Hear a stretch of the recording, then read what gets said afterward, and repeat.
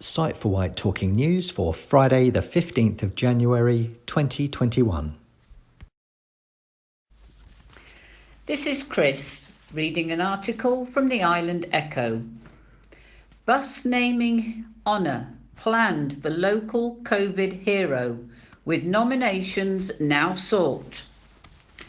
Southern Vectis is launching a campaign designed to recognise the mammoth efforts of key workers and community heroes during the coronavirus pandemic.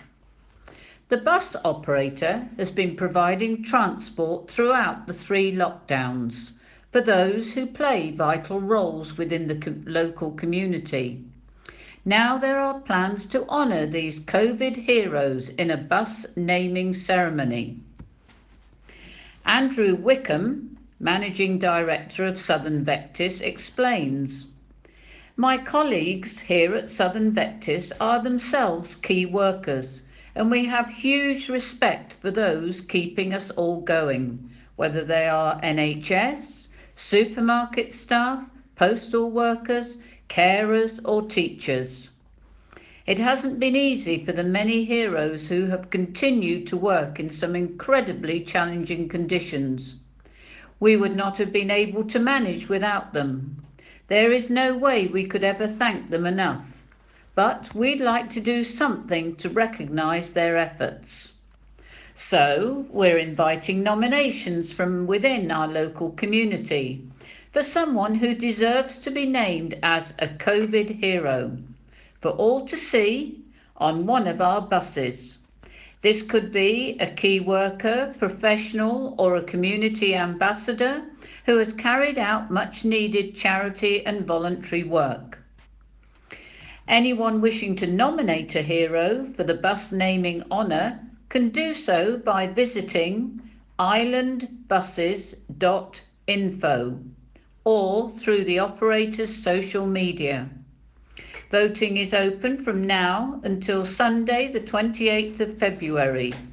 The winner's name will appear on a Southern Vectis bus for 12 months.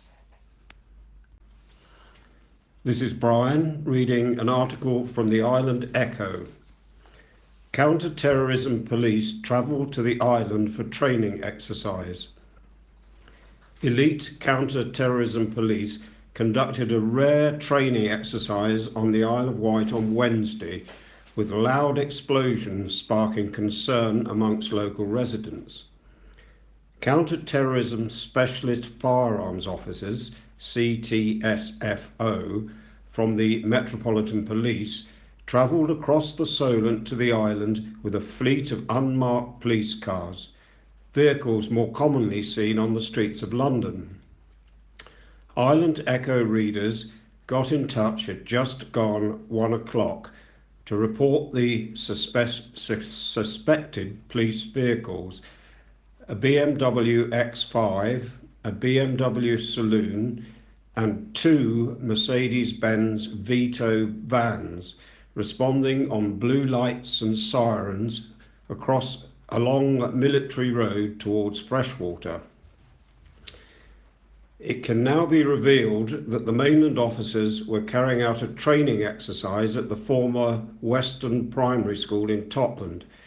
It is unclear why this location was picked out of all the empty buildings in the country and why the training exercise took place on the island during the COVID pandemic lockdown. Residents living in the Western Road area knew nothing of the training scenario until loud explosions were heard shortly before 1:45, prompting calls to 999. It's thought the explosions were likely to be flashbangs or similar tactical devices. The officers, fully clad in grey Kevlar body armour, relocated to the waterfront at Totland Bay to de-kit before returning towards Newport at normal driving speeds. In a statement, a spokesman for the Met Police has told Island Echo, "We can confirm that Met firearms officers have been involved in an essential training exercise today on the Isle of Wight. This exercise is part of critical training to ensure that firearms officers are able to respond swiftly and effectively to incidents and keep communities safe, not only in London but across the country. The Met were in close contact with Hampshire Constabulary ahead of this exercise. Council files substantial claim over Isle of Wight's troubled floating bridge. From Isle of Wight Radio, Iona. A substantial claim has been submitted by the Isle of Wight Council over the troubled floating bridge 6, with the latest in a long line of repairs announced for Thursday, January the 14th.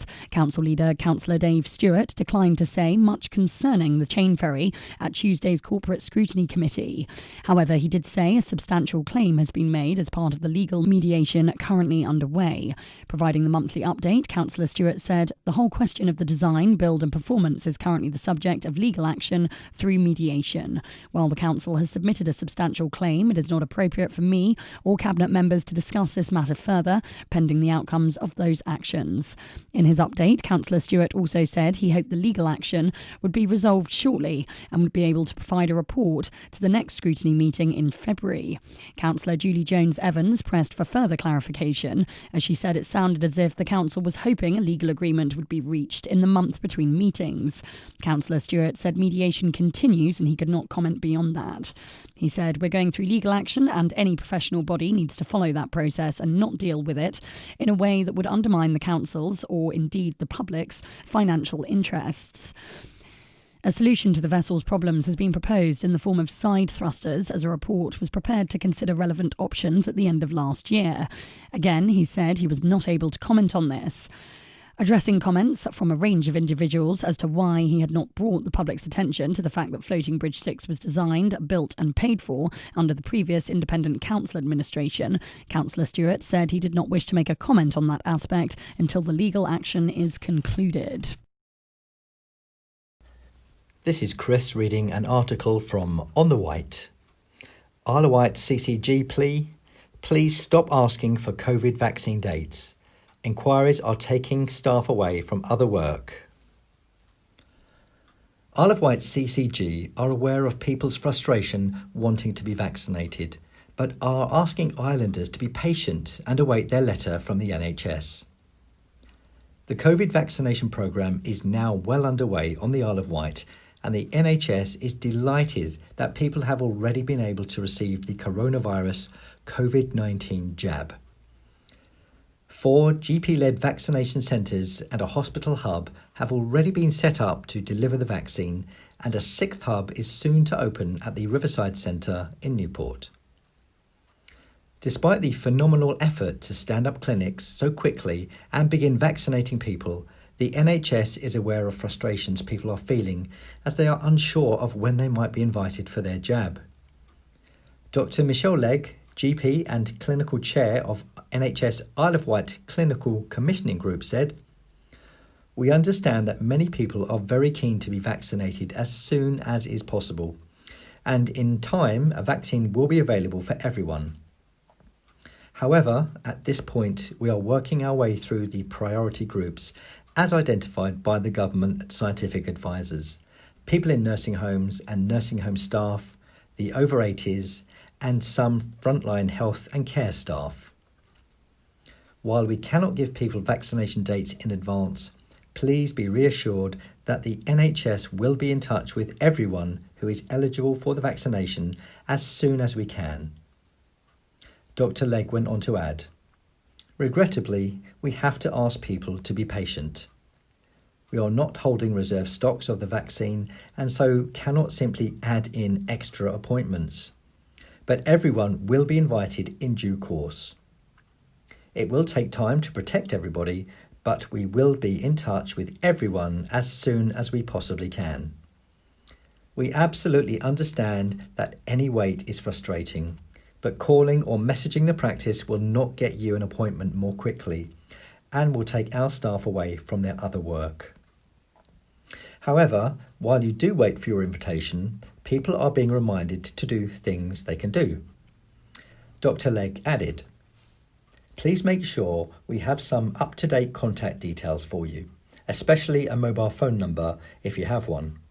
It makes it quicker and easier for us to contact you. Also, make sure you are registered with a GP practice. Again, you don't need to call us with this information. You can update online through the practice website. While you wait for the invitation, please do remember to do the basics to keep yourselves and others safe.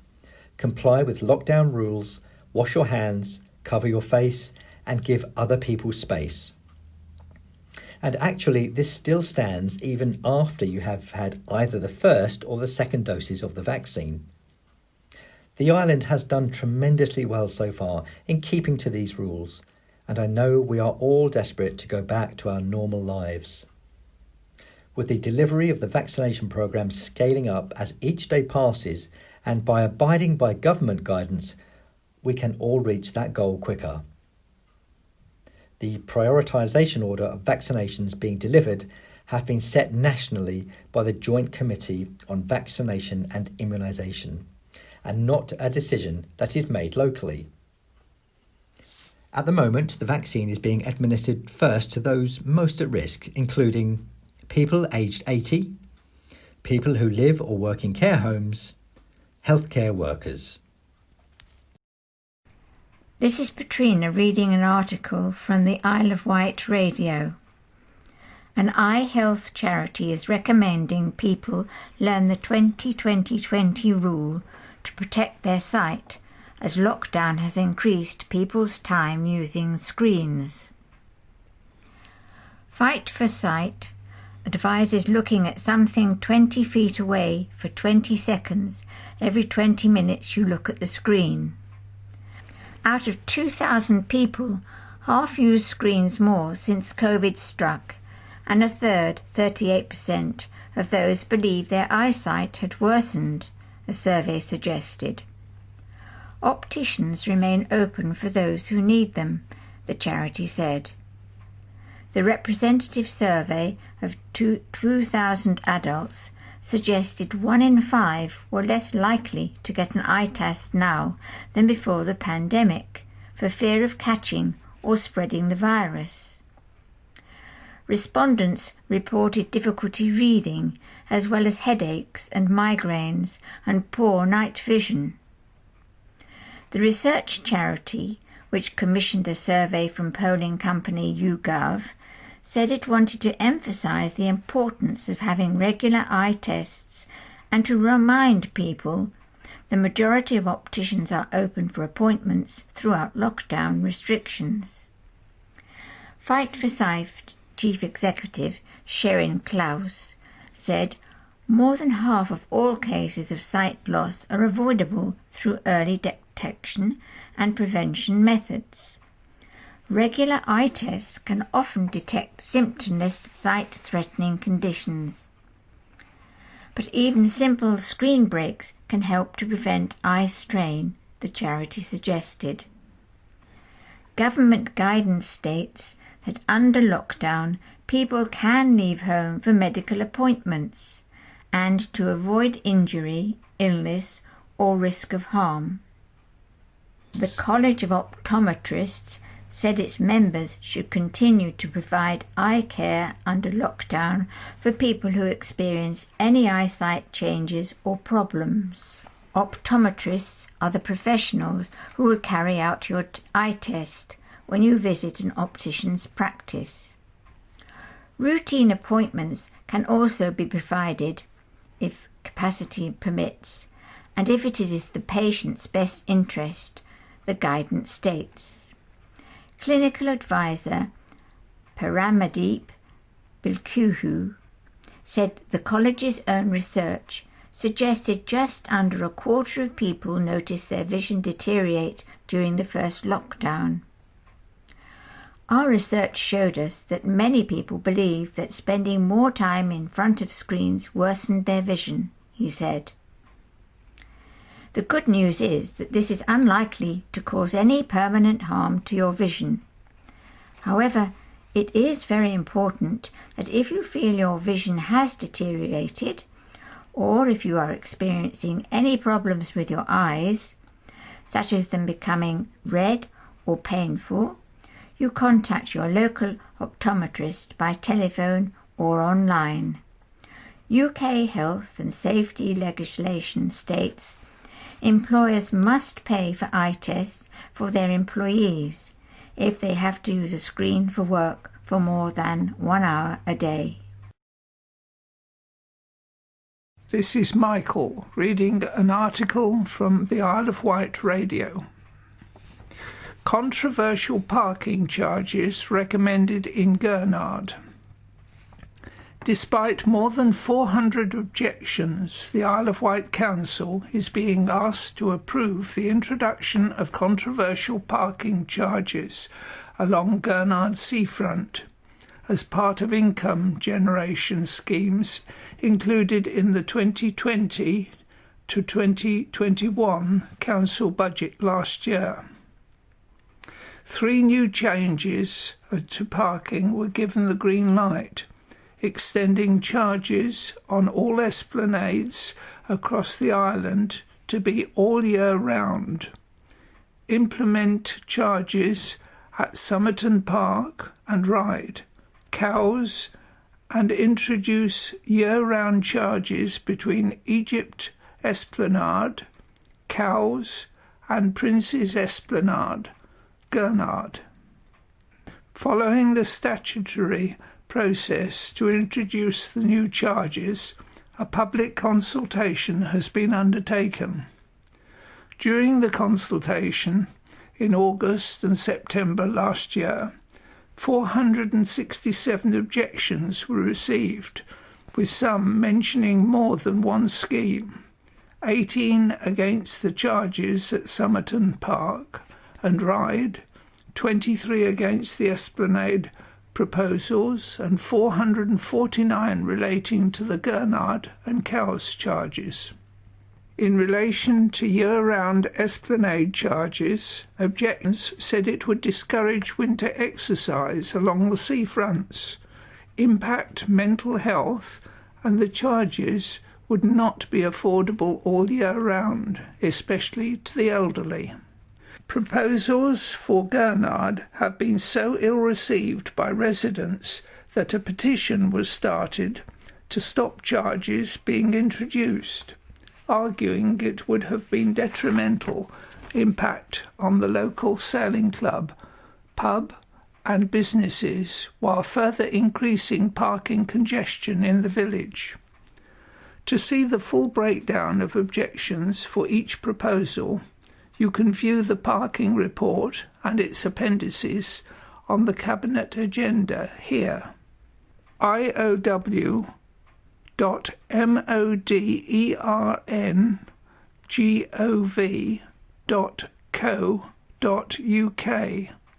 It is recommended the charges be introduced to reduce the burden of the overall council subsidy being provided to the highways and transportation budget, which is becoming increasingly difficult to service according to a council report.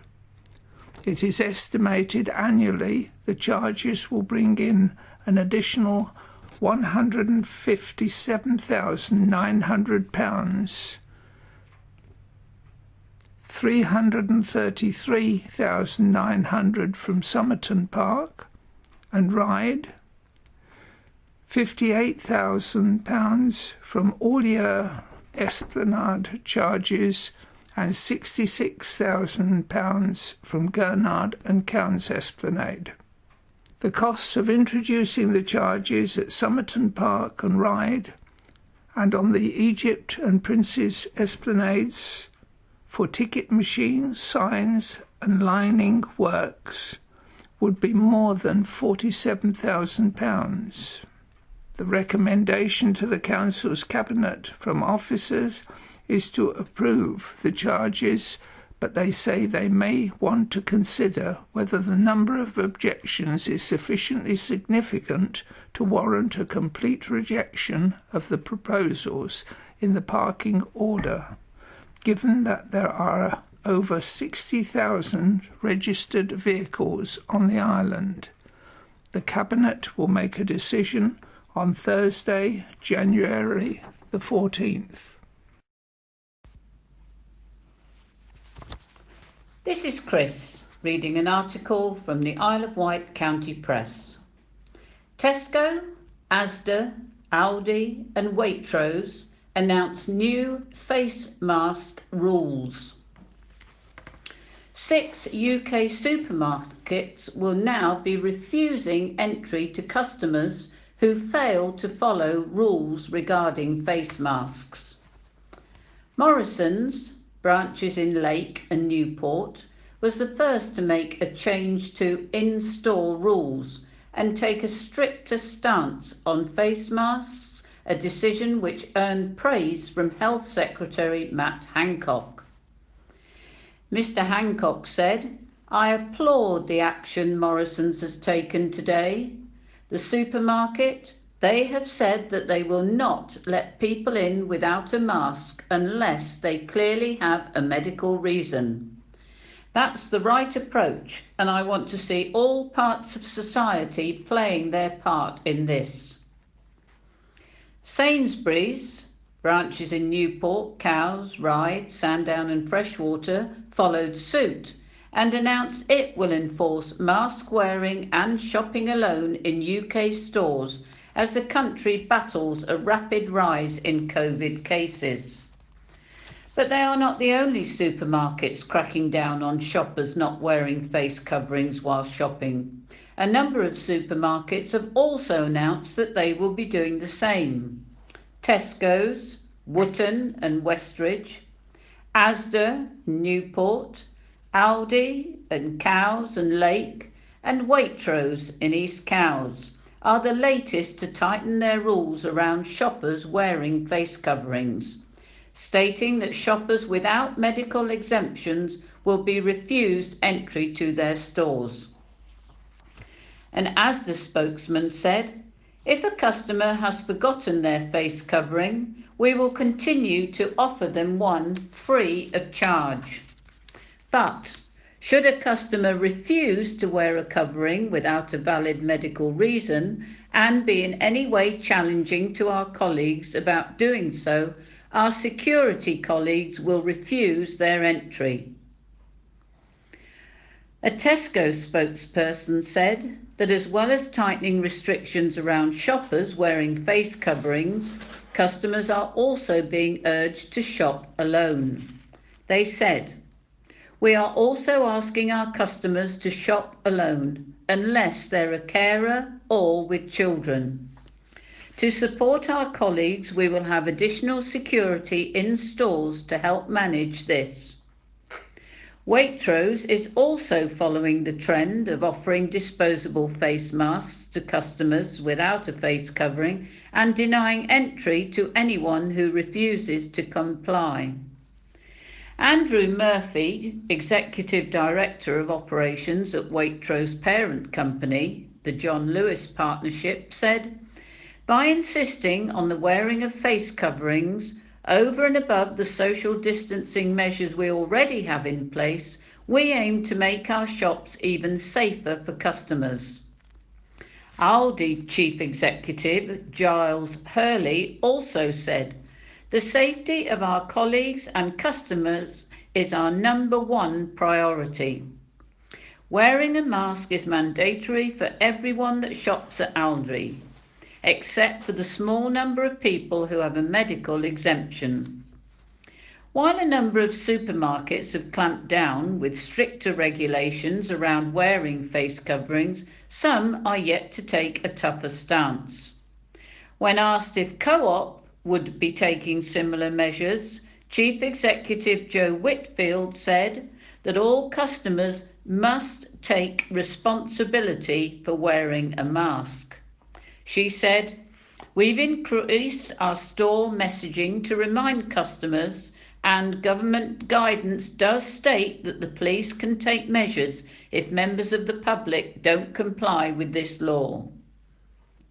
Additionally, Lidl also said that it would remind those not wearing a face covering of the government guidelines and their own responsibility to keep themselves and others safe.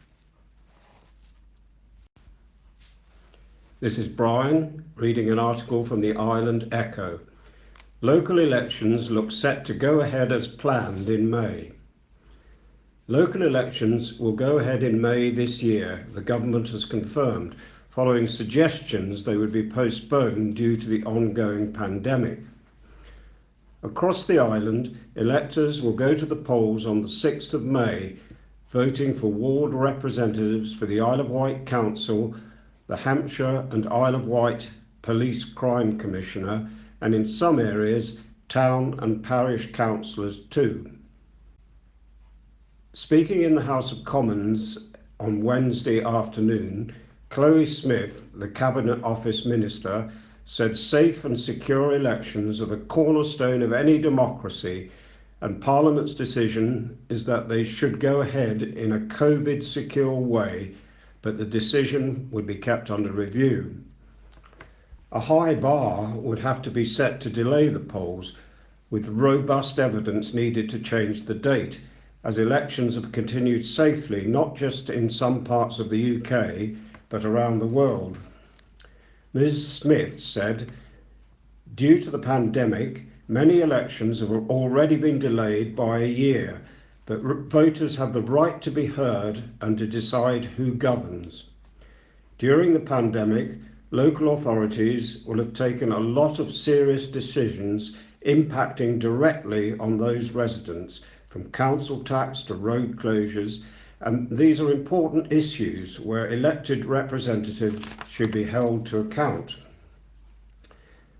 Following the postponement of elections in 2020, including the Hampshire and Isle of Wight Police and Crime Commissioners poll, government officials have been working with the Electoral Commission to provide guidance and determine how to safely deliver the polls, which will be updated closer to the time. Voters have a choice as to how they vote, either in person at polling stations, by postal vote, or by proxy, someone voting on your behalf. Ms. Smith said she would actively encourage anyone who is shielding or would prefer not to attend the polling station to apply for a postal or proxy vote now. A secondary piece of legislation will be brought to the House of Commons soon to potentially extend the deadline for proxy voting, so that if you are infected with COVID-19 in the days before the polls, everyone can still be able to vote. Ms. Smith said campaigning activity should only be carried out safely, adhering to regulations in place at the time, and invited all political parties to play a responsible role in ensuring they are providing information to voters in a safe way that does voters the credit they deserve, an important moment of choice, but that takes place in unusual times. Isle of Wight ferry firms react to planned connectivity improvement review from Isle of Wight Radio. Iona. The Isle of Wight's ferry firms have hit back at the move by the island's leaders to seek a review to improve transport to and from the island. The island's MP and the leader of the Isle of Wight Council put forward a major independent review outlining shortcomings of the current setup of cross-Solent connectivity. The submission makes clear that islanders need reliable and affordable cross-Solent connections to access healthcare, work and education, particularly as the community recovers from the effects of the pandemic.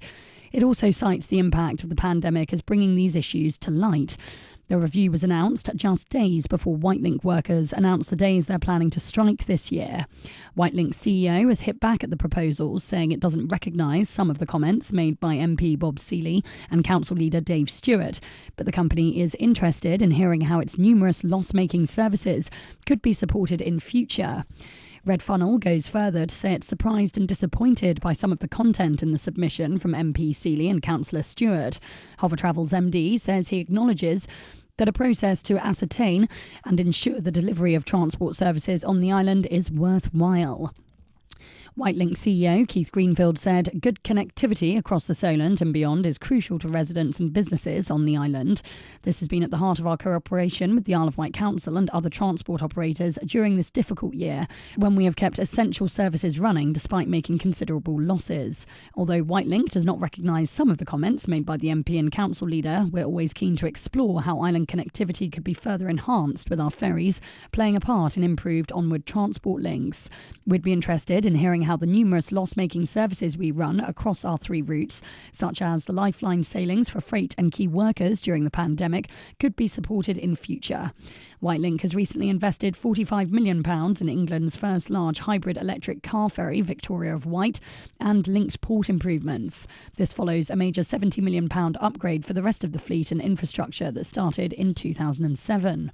Whitelink offers significant discounts for Isle of Wight residents, including the multi-link pass, only available to islanders, which enables holders to travel with a vehicle and up to 7 people for a fixed sum as low as £22.85 per crossing, even on the busiest summer days. We look forward to contributing to the review, and in the meantime we'll continue to invest to provide islanders with the best possible service despite the current challenges. A spokesperson for Red Funnel said Red Funnel is wholly committed to delivering excellent cross-Solent ferry services, keeping the Isle of Wight community connected. We fully understand the level of responsibility as a lifeline operator, and we take this position as seriously today as we have throughout our 160 years in service. We've always sought to do what's right by our customers and the island communities we're so proud to serve. We're committed to delivering a fair, reliable service with a balanced approach to meeting the needs of our customers, while also pursuing the technical and environmental innovations we need to sustain us and support the island well into the future. Our commitment to supporting the Isle of Wight has been mostly recently demonstrated by our response to the pandemic, working collaboratively with the Department for Transport, the Isle of Wight Council and Isle of Wight Transport Infrastructure Board. We maintain the maximum possible level of service at times to suit as many customers as possible and consistently keep the island connected and supplied throughout. We are surprised and disappointed by some of the content in the submission from MP Seeley and Councillor Stewart, given our levels of investment into replacement, tonnage, customer service and infrastructure, alongside consistently high performance in customer satisfaction, reliability and punctuality. Our customers are at the forefront of our minds at every point, and we strive to ensure we're offering the best quality service possible. As and when it may be appropriate to engage in future discussions with the Department for Transport or other government bodies, we'll be happy to discuss the points raised in MP Seeley and Councillor Stewart's submission to offer a further insight. At this time, however, given the seriousness of the current state of the pandemic, we're presently focusing all our efforts into maintaining our service as safely and as frequently as possible and supporting our staff and customers. A spokesperson for Hovertravel said Hovertravel acknowledges the press release issued by Bob Seeley MP and Isle of Wight Council leader Dave Stewart. Throughout its 55-year history, Hovertravel has been dedicated to serving the Isle of Wight as both a transporter and employer. The business is committed to the Solent community. Hovertravel kept its operations running throughout the pandemic and redesigned its craft to carry stretchers for the NHS, transporting over 300 patients in need of critical care. Neil Chapman, Managing Director of Hovertravel, said, "We acknowledge that a process to ascertain and ensure the delivery of transport services to answer the needs of an island community is worthwhile. We would be the first in line to rigorously defend the community's rights to access the same government support as elsewhere in the UK. At the same time, we do not underestimate the challenges in such a process, which would need to demonstrate a workable solution for all the stakeholders.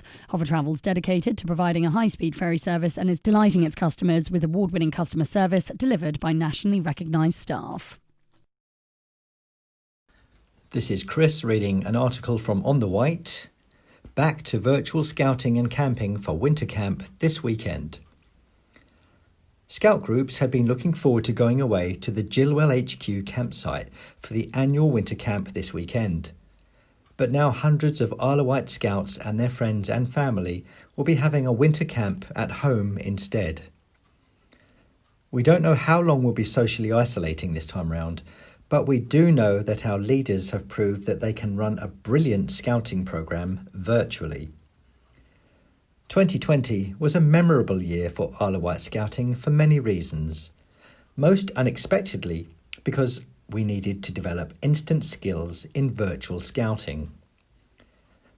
Our leaders ran virtual meetings, virtual games, virtual cooking, virtual St George's Day, virtual fundraising, virtual VE Day, Virtual Remembrance Day, and Virtual Learning Skills for Life. But the most enjoyable events for everyone were the virtual camps. Hundreds of our scouts, together with family, friends, and even parents, set up tents, forts, dens, and undercover beds in their homes or gardens. We all pulled together through the lockdowns and had just started getting back face-to-face scouting, and now we're back into lockdown again. So once again, our leadership team are working hard to bring virtual scouting to over 1,000 young people on the island. And yes, there will be more camping. A couple of our scout groups had been looking forward to going away to our Gilwell HQ campsite for the annual winter camp this weekend, but now hundreds of Isle of Wight scouts and their friends and family will be having a winter camp at home instead. Much more cosy. Many of our scouts are already planning their weekend camping trip with accommodation, food and activities. All genders, races and backgrounds are welcome at Scouts. Every week, it gives almost 500,000 people aged 6 to 25 the skills they need for school, college, university, the job interview, the important speech, the tricky challenge, and the big dreams, the skills they need for life. Scouts helps members gain these skills by encouraging them to ask the big questions and listen with wide open minds. It helps them to take a deep breath and speak up, think on their feet, ignore the butterflies and go for it. With Scouts, young people don't give up. They get back up and try again, often with the support of the friends they've made there.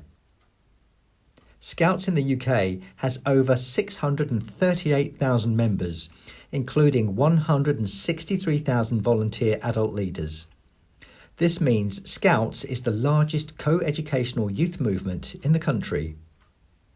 Our volunteers contribute more than 30 million hours of voluntary work each year to their local communities. This is Patrina reading an article from Island Echo. Southern Vectis bus arrangements during Wroxall's gas main renewal works.